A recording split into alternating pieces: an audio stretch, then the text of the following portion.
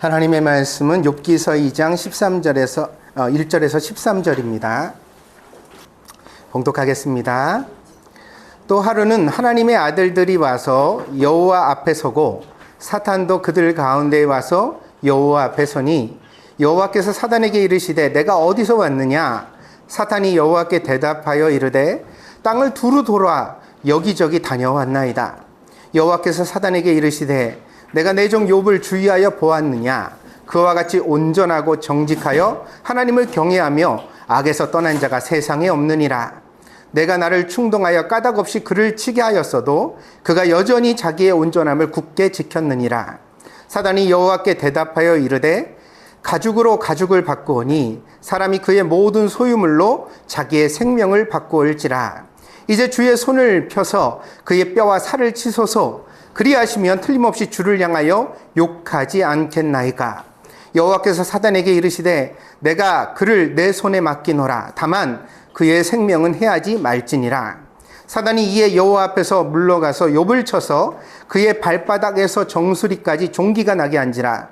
욥이 제 가운데 앉아서 질그릇 조각을 가져다가 몸을 긁고 있더니 그의 아내가 그에게 이르되 당신이 그래도 자기의 온전함을 굳게 지키느냐?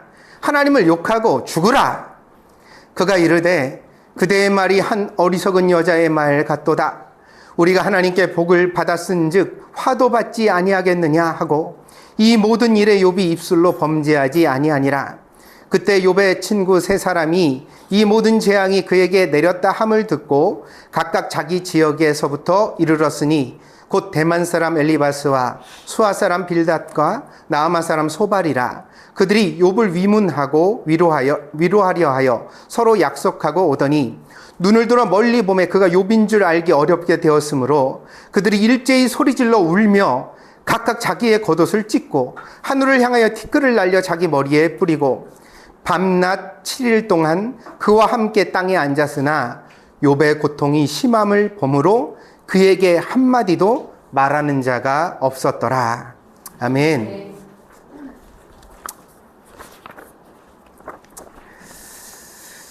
지난 시간에 이어서 이번 두 번째 시간으로 욥기를 여러분에게 말씀드리고자 합니다. 스승이 길을 걷다가 새끼줄이 땅에 떨어져 있는 것을 보게 됐습니다. 제자에게 이르기를 가서 주워와라. 제자가 주워왔습니다. 그랬더니 스승이 물었습니다. 그래, 그 줄이 무슨 줄이냐? 제자가 대답을 했습니다. 생선을 묶었던 줄입니다. 비린내가 진동합니다. 다시 길을 가고 있는데 이번에는 종이가 떨어져 있었습니다. 다시 스승이 제자에게 말을 합니다. 저 종이도 주워와라. 제자가 주워오자 다시 스승이 묻습니다. 그래, 그 종이는 무슨 종이냐? 제자가 이렇게 대답했습니다. 향을 담았던 종이입니다. 아직도 향내가 종이에서 가득합니다. 그러자 스승은 가던 길을 멈추고 제자들에게 이렇게 말했습니다. 본래 새끼줄과 종이는 깨끗했지만 무엇을 만나고 누구와 함께 있느냐에 따라 그 특징이 결정되었다. 그러니 사람도 이와 같이 자기 주변을 잘 살피고 만나는 사람을 조심해야만 한다. 한국 사람들은요, 특히 이제 좀 속된 말입니다. 독고다이. 무슨 뜻이죠? 독불 장군이라고 사자성어를 쓰죠. 나 혼자 한다는 뜻입니다. 내가 내 뜻대로 내 맘대로 하면 되지. 주변 사람들이나 자기가 처해져 있는 환경을 사소하게 여기는 경향들이 있습니다. 그런데요, 사람이 꼭 그런 존재만은 아니거든요. 새끼줄도 생선을 묶으면 비린내가 나고 종이도 향을 쌓으면 향내가 가득한 것처럼 사람도 자기가 살아가는 삶의 정황 가운데 영향을 받고 영향을 주고 그리고 변해갑니다. 그래서 어떤 사람을 이해할 때 그 사람의 주변에 있는 자들을 고려하지 않을 수가 없습니다. 물론 아무리 환경이 어려워도 주변에 그다지 좋은 사람들이 없어도 죽순처럼 그 악한 환경을 뚫고 마침내 자라나 거목이 되는 사람들도 있습니다. 그러나 그런 일들은 아주 희귀하고 또한 아주 특별한 하나님의 은총의 결과라는 사실을 우리는 기억해야 합니다.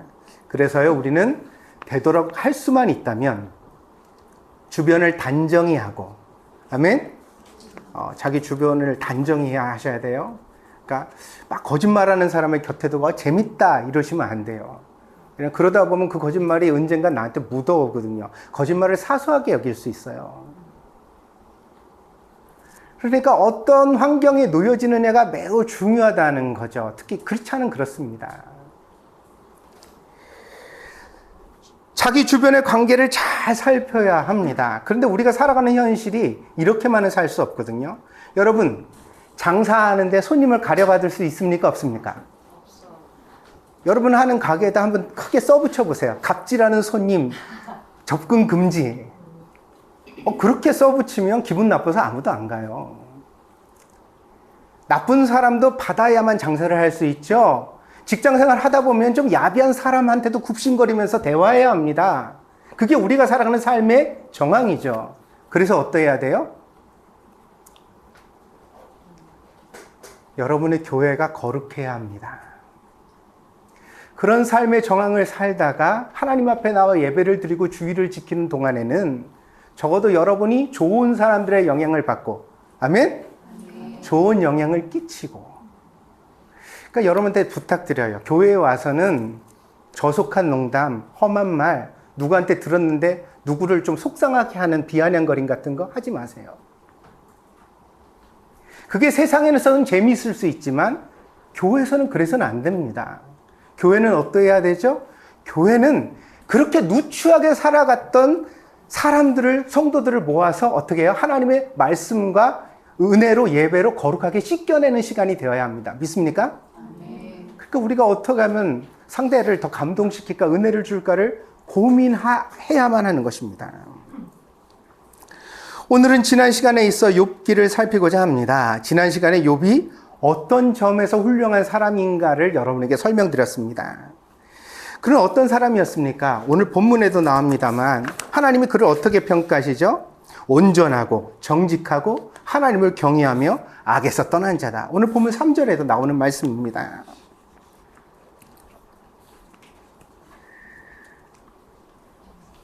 그 욥의 그러나 욥의 정황이 그렇게 좋지만은 않았습니다.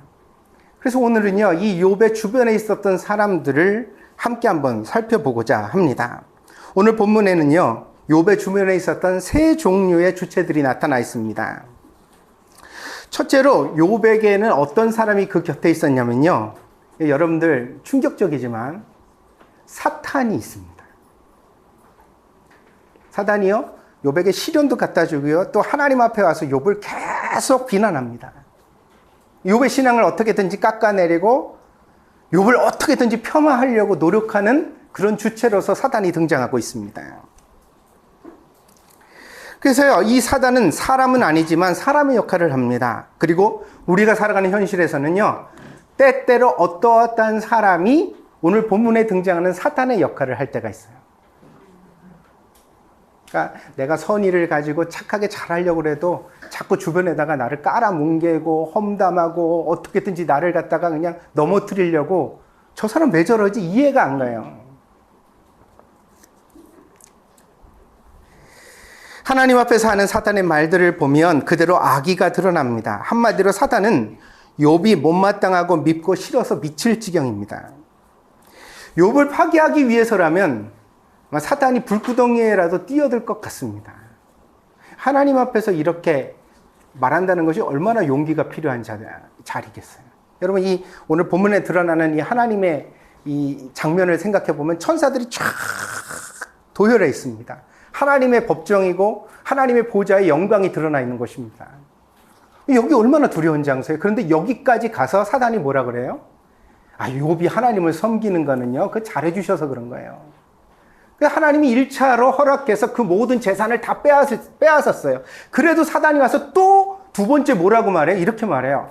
그래도 아직은 건강하니까 그런 거죠. 하나님 그 생명을 쳐보세요.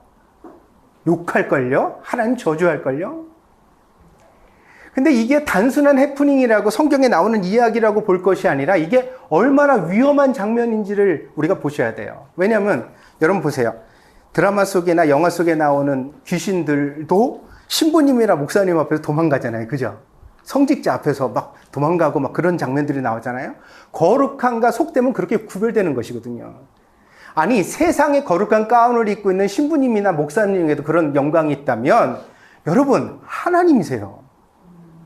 그 주변에 천사들이 도열해 있어요. 근데 이 자리에 가서 욥을 힐난한다고요? 욥과 같이 의인을 비방한다고요? 이게 얼마나 용기를 필요로 하는 일인지 아십니까? 사단은 여기서 목숨을 걸고 있는 거예요. 하나님이 만약에 진노하셔가지고 야, 이 자식 이렇게 하시면 어떡할 거예요? 근데 이거를 안 하고는 못 견디는 게 뭐예요? 사단의 열심이라는 거예요. 성경이 그걸 우리에게 보여주고 있어요. 사단의 열심은 얼마나 강렬한가. 사도 바울이 예루살렘에 갔다가 체포되어 산헤드린 공회 앞에서 자신의 개종과 신앙에 대하여 증언한 적이 있습니다. 말은 증언이지만 사실 거의 설교를 했어요. 근데요, 사도 바울이 설교를 잘했을까요? 못했을까요? 그 설교가 사도행전 22장에 나옵니다. 그대로. 읽어보면요, 정말 감동적인 설교를 하고 있습니다. 그런데요, 그 결과는 매우 역설적이에요. 여러분, 사도 바울의 설교를 듣고 우리는 감동하지만 사도행전에 나오는 유대인들은 어떻게 반응을 했느냐면 바울을 꼭 죽여야 되겠다고 반응했어요. 그래서 23장에 가면 이런 내용이 보입니다. 사도행전 23장 12절입니다. 날이 샘에 유대인들이 당을 지어 맹세하되 바울을 죽이기 전에는 먹지도 아니하고 마시지도 아니하겠다 하고, 이같이 동맹한 자가 40여 명이더라. 몇 명이요? 40명. 그런데 그 다음이 더 재밌어요. 뭐라냐면 대제사장들과 장로들에게 가서 말하되 우리가 바울을 죽이기 전에는 아무것도 먹지 않기로 굳게 맹세하였으니 이제 너희는 그의 사실을 더 자세히 물어보려는 척하면서 공회와 함께 천부장에게 청하여 바울을 너희에게로 데리고 오라. 천부장이라는 말이 나오죠. 이때 바울이 천부장에게 체포되어서 구금되어 있었거든요. 바울을 호송하는 책임자가 천부장이에요. 어떤 천부장? 로마 군대의 천부장이에요. 백부장도 아니고 천부장이니까 높은 고위 장교입니다. 근데 지금 이 유대인 40명이 어떤 계략을 꾸미고 있느냐면요, 천부장을 직접 해야 하는 건 아니지만 바울을 죽이기 위해서는 로마의 군대를 습격하겠다는 계획을 꾸리고 있어요.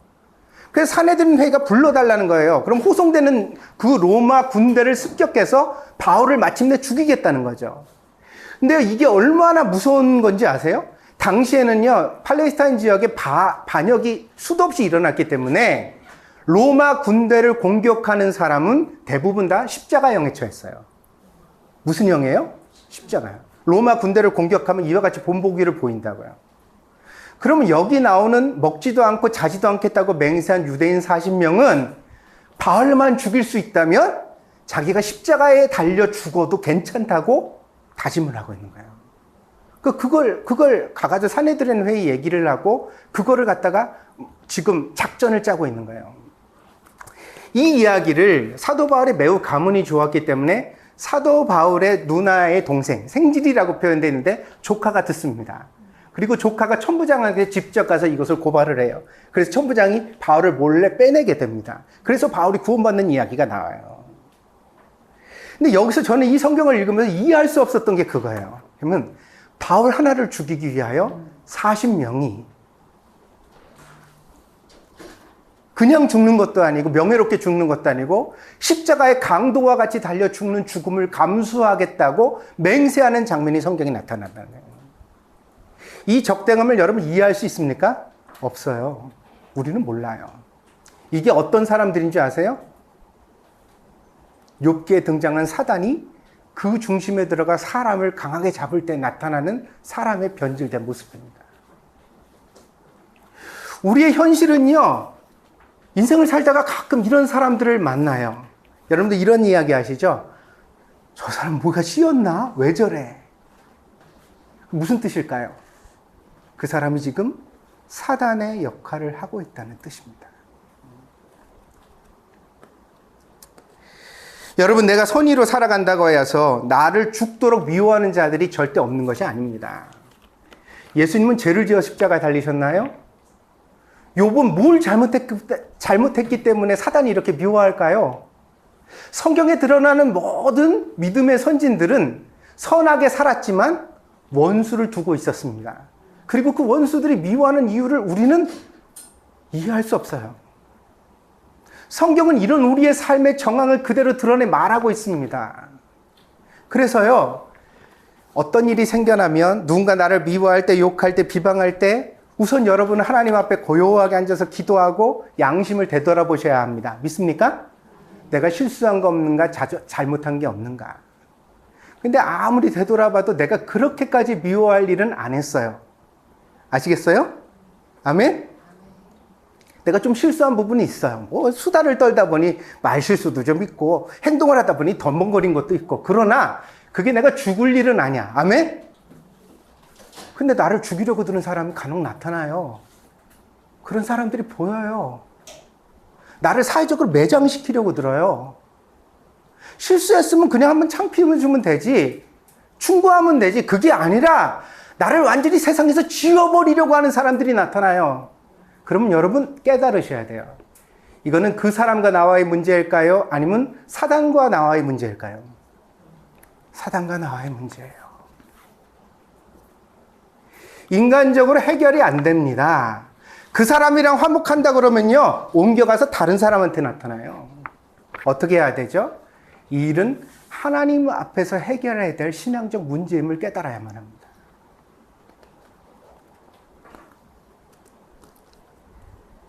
이런 존재는 물리쳐야만 합니다. 이겨내야만 합니다. 그 싸움에서 절대로 져서는 안 됩니다. 그래서 마음을 강하게 하고 담대하게 하고 대처하는 여러분들이 되시기를 바랍니다. 믿습니까? 여러분 보세요. 욥은 친구도 잃었고 가족도 잃고 모든 것을 다 잃었어요. 그러나 욥은 졌어요, 안 졌어요? 이겼어요. 여러분에게도 그런 환경이 주어질 수 있어요. 그러나 여러분이 끝까지 신앙을 포기하지 않고 하나님을 붙잡고 여러분의 양심을 지켜 살아간다면 여러분은 승리자가 될 수 있는 줄 믿습니다. 자기 자신이 부끄러워서는 안 돼요. 그래서 그리스도인은. 본문에 드러난 두 번째 존재는 욥의 아내입니다. 8절부터 10절까지 나타납니다. 욥의 아내는 욥의 시련을 인정할 수 없었습니다. 그래서 아내가 욥에게, 남편에게 자살을 권합니다. 심지어 뭐라고 말합니까? 욥이 믿는 하나님을 저주하고 죽으라고 말합니다.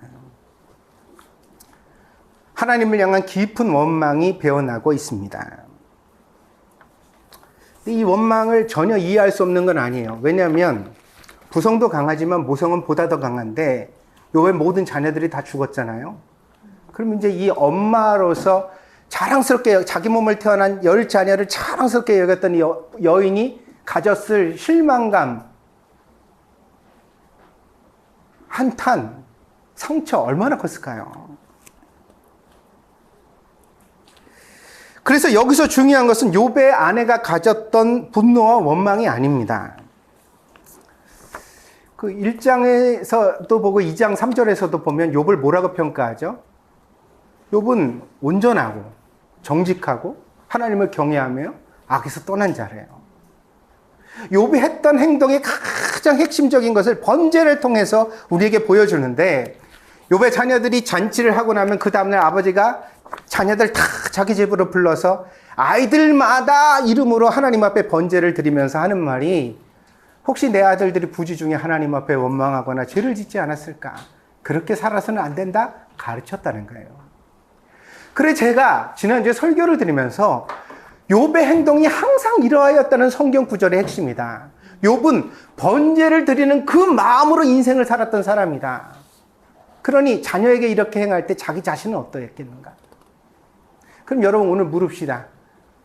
욥이 자기 자신에게만, 자기 자녀에게만 이런 신앙생활을 했을까요? 아니면 사랑하는 아내에게도 이런 신앙생활을 했을까요?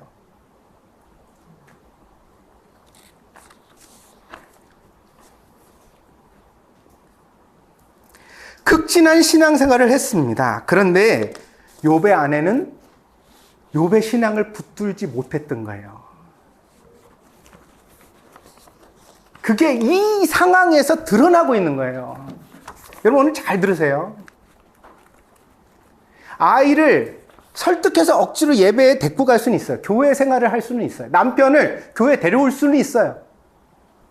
아, 오늘만 가자, 오늘만 가자. 제발 가자. 내 짜장면 사줄게. 용돈 500엔 줄게. 아, 1000엔 줄게. 제발 가자. 여보. 내가 당신 오늘 예배만 가주면 내가 다 할게. 당신 하자는 거 다 할게. 다음 주는 말이야. 그래, 내가 예배 빼먹고 당신이랑 내가 캠프 가줄게. 당신이랑 내가 외식해줄게. 그러니까 오늘만 좀 가자. 오늘만 가서 예배 드리자.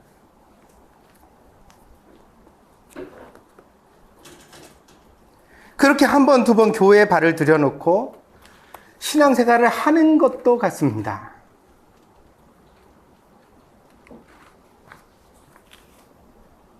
그런데 욥과 같은 인생의 위기가 닥치면 진심이 드러나요. 사람이 만들어낸 신앙과 하나님이 주신 신앙의 차이가 드러납니다. 우리는요, 아무도 책임질 수 없어요. 믿습니까?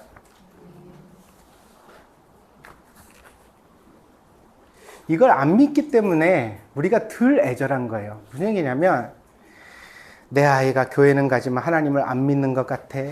내 아이가 신앙생활을 하는 것도 같지만 그러나 뭔가 보면 뭔가가 결핍됐어. 그래도 자꾸 우리가 뭐라고 생각하냐면 내가 이렇게 하면 되겠지.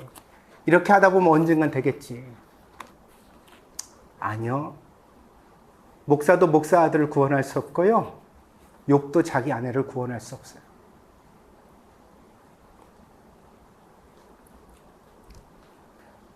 평소에는 그것이 잘 드러나지 않았습니다. 왜일까요? 욥은 부자였으니까요. 욥의 아내에게는 신경 써야 할 자녀들이 많았으니까요. 동방의 의인이라는 욥의 아내의 명예도 꽤 괜찮았으니까요. 그 우아하게 명품백 들고 사람들 앞에 시장 거닐면서 아우 그 집은 참 믿음이 좋아 보여요. 하나님이 복도 많이 주신 것 같아요. 그럴 때 욥의 아내는 기분이 좋았어요. 그러나 신앙생활을 즐기는 것과 신앙생활을 하는 것은 다른 차원입니다. 믿습니까? 그래서 신약에서 예수님 하시는 말씀이 뭐예요? 제사 드려라, 예배 드려라 그런 얘기 하나도 안 하세요. 너희는 거듭나야 한다 말씀하십니다. 믿습니까?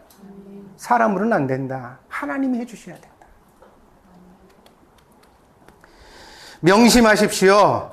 부모가 자녀의 신앙을 대신하지 못합니다. 아내와 남편이 서로의 신앙을 책임질 수 없습니다. 그래서 우리는 애절하고 간절한 겁니다. 여러분 목사지만요. 저는 여러분한테 그런 얘기 드려요. 저는요. 30살이 된 우리 자식들 위해서 기도할 때 내 마음이 정말 애절합니다.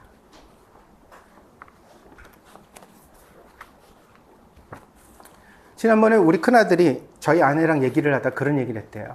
아빠 엄마가 만약에 한국에 들어가면 내가 교회를 다닐지 모르겠어요.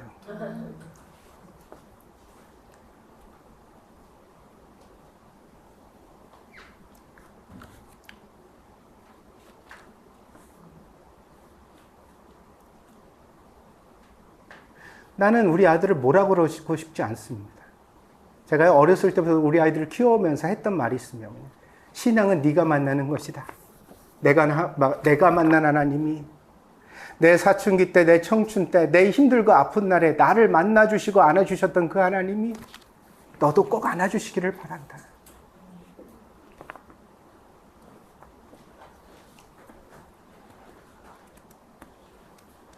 여러분,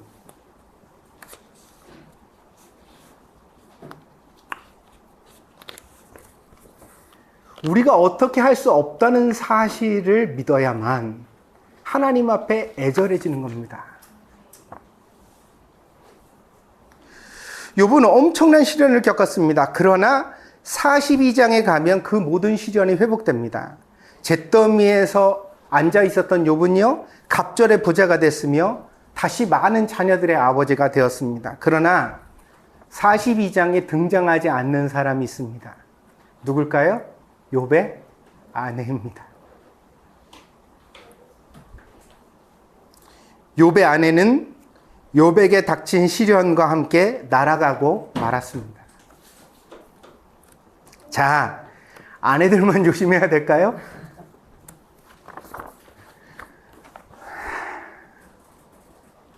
다시 말씀드립니다. 내 주변에 있는 사람들은 내가 노력해야 할 사람들입니다. 그러나 내가 책임질 수는 없는 사람들입니다. 최선의 노력을 다하지만 내 마음대로 되지 않는 사실을 인정해야만 합니다. 그래야 결과에 연연하지 않고 실망하고 마지막까지 최선을 다할 수 있는 줄 믿습니다. 포기하지 마십시오. 여러분 안에 있는 하나님을 여러분이 증명해낼 수 있는 삶을 살아가게 되기를 원합니다. 세 번째로 욥기에 등장하는 인물은 욥의 친구들입니다. 11절부터 13절에 등장합니다. 욥기 대부분은요, 결국 욥과 세 친구의 대화가 나타나 있습니다. 마지막 장에 가면 알게 되겠지만 욥의 세 친구는 욥에게 실수를 하였습니다. 욥이 죄를 짓지 않았지만 하나님의 섭리 가운데 당하는 시련인데 이걸 이해하지 못하고 욥의 세 친구는 자꾸만 뭐 잘못한 게 있겠지, 실수한 게 있겠지, 왜 그런지 생각해봐. 그렇게 말함으로써 욥의 마음을 어지럽히고 아프게 만들었습니다. 원인과 결과의 구도에서 벗어나지 못한 사람들이었습니다. 그러나 이 세 친구를 경솔하거나 무례하다고만 말할 수는 없습니다. 그것이 오늘 본문에 잘 드러나 있습니다. 세 친구의 등장을 11절부터 이렇게 말하죠. 그때 욥의 친구 세 사람이 이 모든 재앙이 그에게 내렸다함을 듣고 각각 자기 지역에서부터 이르렀으니 곧 대만 사람 엘리바스와 수아 사람 빌닷과 나마 사람 소발이라. 그들이 욥을 위문하고 위로하려 하여 서로 약속하고 오더니 눈을 들어 멀리 보매 그가 욥인 줄 알기 어렵게 되었으므로 그들이 일제히 소리질러 울며 각각 자기의 겉옷을 찢고 하늘을 향하여 티끌을 날려 자기 머리에 뿌리고, 이 티끌을 머리에 뿌리는 건 회개하는 모습이거든요. 낮아진 모습이에요. 그러니까 욥의 고통에 같이 동참하는 거죠. 비참한 모습에 동참해요. 그러면서 13절입니다. 밤낮 7일 동안, 그냥 7일이 아니에요. 밤낮이래요. 무슨 얘기죠? 잠도 자지 않고 저녁 되니까 자라 숙소에 들어간 게 아니라는 거예요. 욥이 잿더미에 앉아 있으니까 낮에도 밤에도 그 옆에 같이 그 잿더미에 앉아서 낮과 밤을 7일 동안 함께 땅에 앉아 있었어요. 그런데 욥의 고통이 심함을 보므로 그에게 한마디도 말하는 자가 없었더라. 며칠 만에요? 7일 동안에. 7일이 지나니까 비로소, 그런데 욥아, 어떻게 된 거야 이거 너? 도대체 왜 이렇게 된 거야? 말을 시작했더라는 것입니다. 속담에도 이르기를 힘들 때 진짜 친구가 진짜 친구라는 말이 있습니다. 부인도 욕하며 떠나는 극단적 상황에서 오히려 먼 길을 찾아오고 그의 곁에 앉고 고통을 공감하며 7일 동안 침묵 속에서 함께 한다는 것은 보통 우정이 아님을 말해줍니다. 그러나 이렇게 우정이 돈독한 욥의 세 친구였음에도 불구하고 입을 여니까 어떻게 됐어요? 욥을 오해하고 마음을 아프게 하고 실언하는 바가 있었다는 것입니다. 그것이 욥기가 보여주는 사람의 현실이에요. 여러분, 남편한테 서러울 때 그렇게 말하지 않았다. 어떻게 당신은 그럴 수가 있어? 말을 어떻게 그렇게 이렇게 말하잖아요. 바란 게 뭐죠? 그러니까 나를 사랑해주는 남편이니까 이해하고 위로하고 따뜻하고 공감 가고 아름다운 말을 해서 내 마음을 녹여주기를 기대했는데 말이 어떻게 남보다도 더 딱딱하게 나온다는 거죠. 근데 여러분, 사랑하지 않아서 이런 게 아니에요. 욥의 세 친구가 욥을 지극히 사랑했는데도 입을 벌리니까 상처 주는 말을 하잖아요. 이게요, 잔치집에 가서 축복 기도를 할 때는 목사도 참 좋아요. 왜냐면 신이 나가지고 하나님 뭐 복을 주시고 좋습니다 이런 얘기를 할 수가 있어요. 그런데 남편이 암에 걸려 죽은 부인을 위로해야 될 때, 일찍 어머니가 떠난 자식들을 위로해야 될 때 무슨 말을 해야 될까요? 굉장히 조심스러운 자리예요.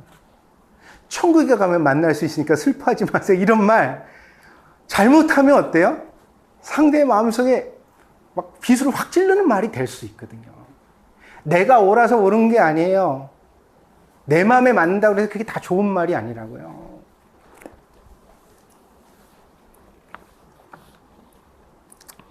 내게 달콤한 말을만 해주는 사람을 원한다면 그런 분은 친구를 가질 자격이 없습니다. 우리는요, 사람의 한계를 알아야 돼요. 남편이 섭섭한 말을 할 때 아내들이요, 따라해 봅시다. 사람이라 그렇겠지. 사람이라 그렇겠지. 그걸 자꾸 억측을 부려가지고 날 사랑하지 않으니까 이 사람은 남편이니까 내 편이 아니라서. 아니에요, 그게 아니에요. 친구는요, 마음의 담장을 넘어 들어오는 사람입니다. 근데 늘 문으로만 들어오는 건 아니에요. 내가 좋을 때는 문을 활짝 열어주고 들어와 그러지만 내가 속상하고 답답할 때 문을 꽉 닫죠? 친구는 그걸 내버려두는 존재가 아니에요. 어떻게 해요? 담장을 넘어서라도 나한테 들어와요. 손을 내밀어요. 아프게 해요. 힘들게도 하죠. 그러나 그 아프고 힘들게 하는 사람이라도 곁에 있기 때문에 우리가 어려움을 겪어내고 함께 살아갈 수 있는 줄 믿습니다.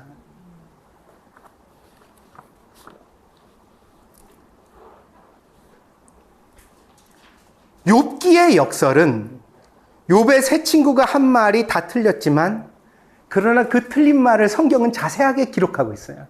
욥의 친구가 한 말들을 잘 기록합니다. 욥에게는 그게 안 맞지만 그 말이 일리가 있는 말이에요? 일리가 없는 말이에요? 일리가 없는 말을 해야 될 사람들이면 욥의 친구의 자격도 없죠. 동방의 의인인 욥과 친구를 할 만큼 수준이 있고 신앙이 있는 사람들이에요. 그래서 이런 조언을 하는 겁니다. 그러나 욥에게는 그게 안 맞았더라. 욥이요 되게 역설적인 미묘한 격언을 우리에게 주고 있어요. 왜냐면 틀린 말도 맞는 말일 수가 있고 맞는 말도 틀린 말일 수가 있다는, 이거 진짜 대단한, 진짜 성경이 주는 감탄이에요. 뭐냐면 목사 말이, 성경적인 말이, 신앙적인 말이 좋은 말일 수도 있지만 나쁜 말일 수도 있고 어떤 사람을 살리기도 하지만 죽일 수도 있는 말이에요. 그게 우리가 가지고 있는 한계라는 것을 욥기가 우리에게 보여주고 있어요. 그러나 또한 중요한 것은 그런 친구들의 말이 있었기 때문에 욥기는 완성되었고 욥은 시련을 이겨낼 수 있었다. 마치 여러분 돌아가는 팽이가 지금 넘어지려고 그러거든요. 팽이가 막 돌다가 삐뚤삐뚤 하면서 넘어지려고 그래요. 그러면 옆에 가셔서 여러분 팽이한테 일어나, 힘내, 다시 열심히 돌아봐, 넌 할 수 있어, 좀 더 돌 수 있어, 이렇게 하면 도는 팽이 봤어요, 못 봤어요? 근데요 팽이를 두드러 패니까 돌더라니까요. 두드러 패니까 돌아요. 줄을 가지고 막 후드러 때리니까 이 팽이가 다시 정신을 차리고 막 돌더라고요. 내게 위로가 되는 말만 나를 살리는 게 아니에요. 좋은 말만 들으려고 하지 마세요. 충고는 따끔합니다. 어려울 때가 있어요. 속상할 때가 있죠.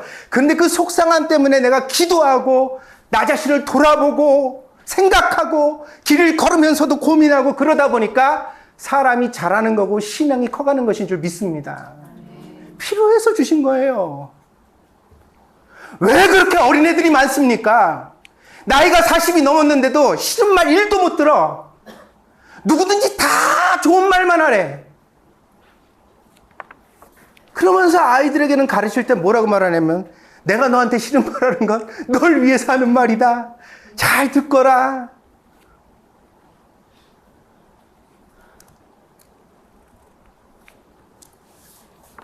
사랑하는 여러분, 하나님이 여러분을 아름답게 하시기 위하여 모든 것을 허락하신 줄 믿습니다. 사람은 사람으로 다듬고 만들어갑니다. 그래서 우리에게 가장 큰 축복이 뭔지 아세요? 가정이에요. 그리고 그 다음이 교회이고. 믿습니까? 여러분 남편 마음에 드세요, 안 드세요? 왜 내가 맨날 남편 얘기를 먼저 꺼낼까? 난 남자니까. 어쩔 수 없지요. 여러분 남편 마음에 드세요, 안 드세요?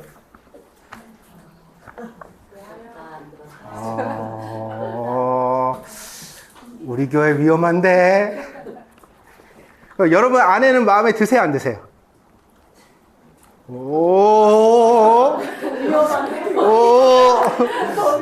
오늘 주일 끝이고 집에 가서 큰일 나겠는데. 그런데요, 하나님이 나를 만드시려고 허락하신 존재인 줄 믿습니다. 그러면 여러분 자녀들은 마음에 드세요, 안 드세요?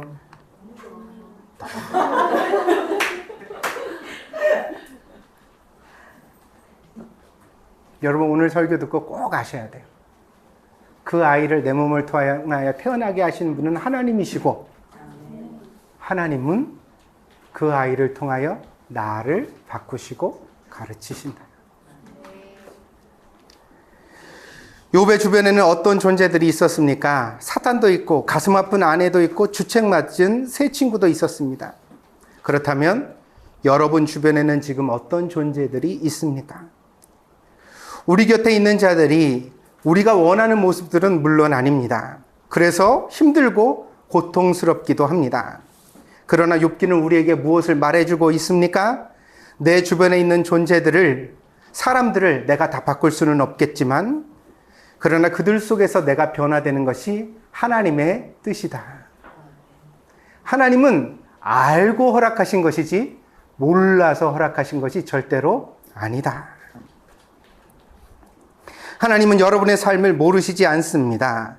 그분의 허락 없이는 사탄도 일하지 못합니다. 하물며 내게 일어나는 크고 작은 사고들과 사람들의 얽힘이 어찌 우연이라고 그냥 일어나는 일이라고 하시겠습니까?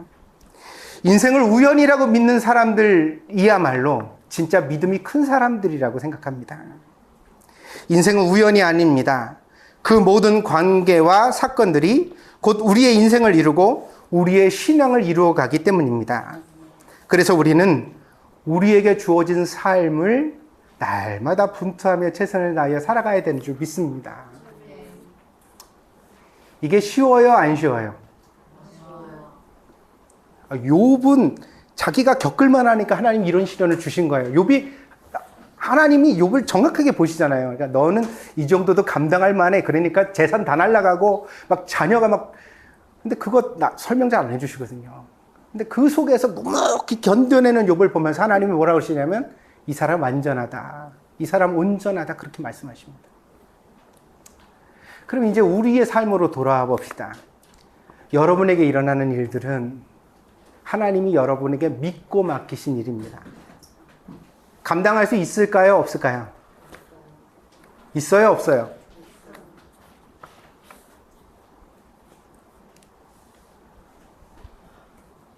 도망가고 싶죠. 그러나 할 수 있는 것이기 때문에 허락하신 거예요.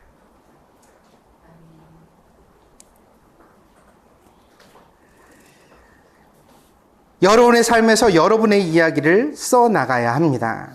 여러분의 삶에 감동이 있기를 바랍니다. 또한 그분의 은총 속에서 욥과 같이 아름다운 결말에 이를 수 있기를 바랍니다.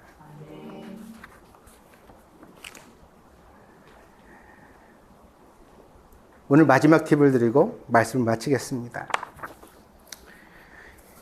욥이 해낸 게 뭘까? 하나님이 마지막까지 승리하는 사람이라고 욥을 인정해 주셨는데 욥이 해낸 게 도대체 뭘까? 이렇게 보면요. 욥은요, 자기 생일도 저주하고 자기가 태어난 날도 저주하고 빨리 죽었으면 좋겠다는 한탄도 했어요. 마지막까지 하나만 안 했어요. 이게 뭐죠? 오늘 본문에 나는 욥의 아내가 했던 말, 하나님을 저주하고 죽어버려라. 이건 안 했어요.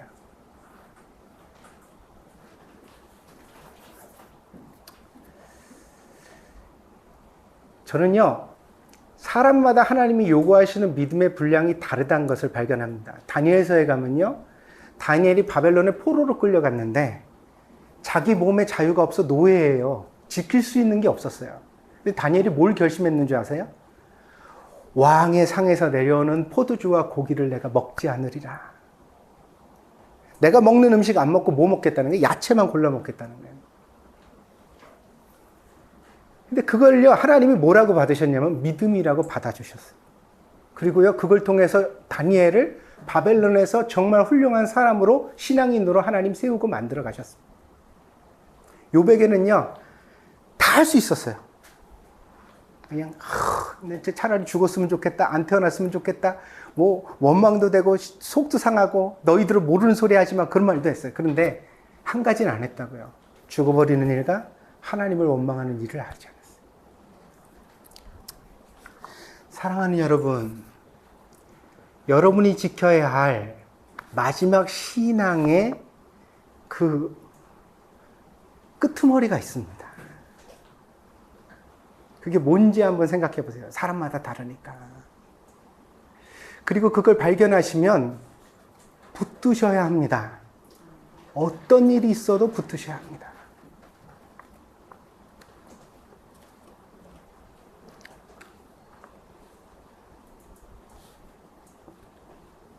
그리스도인도요, 사고가 나기도 하고요, 사업이 망하기도 하고요, 친구가 다 떠나기도 하고요, 외로워지기도 하고요, 몸에 암이 오기도 해요. 그리스도인도요, 너무너무 힘들어서 죽고 싶을 때가 있기도 해요.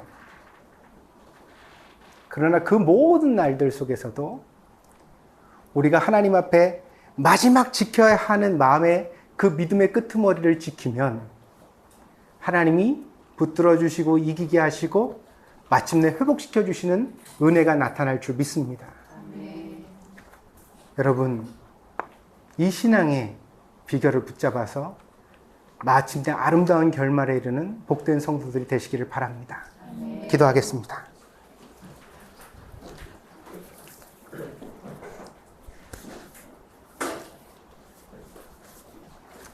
하나님, 날마다 동경드림교회 성도들에게 관계의 축복을 기도해 왔습니다. 목사로서 저들을 축복할 때마다 좋은 사람들 만나도록, 좋은 사람들을 곁에 두고 친구 삼도록 그렇게 늘 축복하며 간절히 기도해 왔습니다. 그러나 그 어떤 사람의 인생도 좋은 사람들만 만나는 인생은 없다는 사실을 압니다. 하나님, 살다 보면 우리는 사단도 만나고 내가 책임질 수 없는 욥의 아내와 같은 식구들도 만나고 나를 진심으로 사랑하지만 나를 아프게 하는 친구들도 만납니다. 하나님, 그 모든 관계 속에서 결코 넘어지지 않고 하나님을 바라보는 것이 우리의 신앙이고 하나님께서 우리에게 원하시는 삶인 줄 믿습니다. 그러므로 하나님, 저들에게 어떤 상처가 있든지 간에 그 상처를 넘어서 하나님을 붙잡는 그리스도인이 되게 하여 주시옵소서. 예수님께서 저들의 친구가 되어주심을 믿게 하여 주옵소서. 그리하여서 외롭지 않게 하시고 마침내 저들의 삶에 아름다운 결말에 이룰 수 있는 복된 성도들 되게 하여 주시옵소서. 오늘 우리가 힘든 삶을 살아도 하나님 앞에 믿음으로 살면 마침내 좋은 결과가 있는 것을 믿습니다. 그걸 붙잡을 수 있는 귀한 성도들 되게 하여 주시옵소서. 감사를 드리며 모든 말씀 예수님의 이름으로 기도하였습니다. 아멘.